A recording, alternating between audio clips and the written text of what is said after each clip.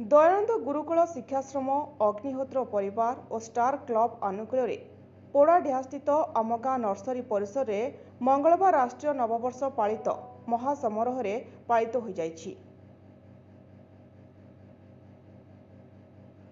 ଶିକ୍ଷାଶ୍ରମର ପ୍ରତିଷ୍ଠାତା ସୁରେଶ ଚନ୍ଦ୍ର ପାଣିଙ୍କ ପୌରୋହିତ୍ୟରେ ବିଶ୍ୱ କଲ୍ୟାଣ ଯଜ୍ଞ ବୃକ୍ଷରୋପଣ କାର୍ଯ୍ୟକ୍ରମ ଅନୁଷ୍ଠିତ ହୋଇଥିଲା।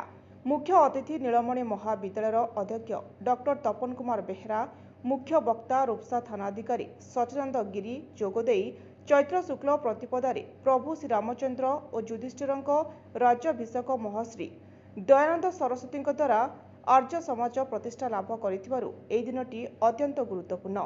ଏ ଦିବସରେ ରାଷ୍ଟ୍ରୀୟ ନବବର୍ଷ ପାଳନ ଦ୍ୱାରା ସମଗ୍ର ଦେଶ ଓ ଦେଶବାସୀଙ୍କ ମର୍ଯ୍ୟାଦା ଅକ୍ଷୁଣ୍ଣ ରହିଥାଏ ବୋଲି ବକ୍ତବ୍ୟରେ କହିଥିଲେ।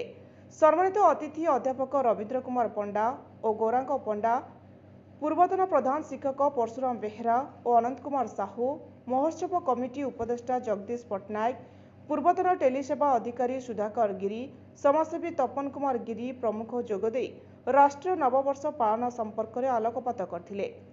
ଅଗ୍ନିହୋତ୍ର ପରିବାରର ଆବାହକ ବାଞ୍ଚନ୍ତି ଦେ ମଞ୍ଚ ସଂଯୋଜନା କରିଥିଲେ। ଏ ଅବସରରେ ଅତିଥିମାନଙ୍କ ଦ୍ୱାରା 108 ଘିଅଦୀପ ପ୍ରଜ୍ୱଳନ କରାଯାଇ ବିଶ୍ୱବାସୀଙ୍କ କଲ୍ୟାଣ କାମନା କରାଯାଇଥିଲା।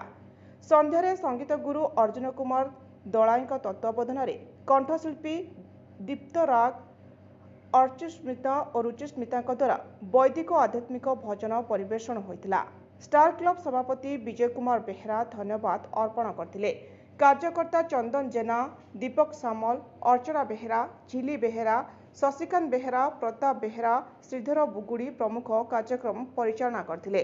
ବାଲେଶ୍ୱର ଜିଲ୍ଲାରୁ ମାନସ ରଞ୍ଜନ ବେହେରାଙ୍କ ରିପୋର୍ଟ, ଜ୍ୟୋତିପ୍ରଭା ନ୍ୟୁଜ୍।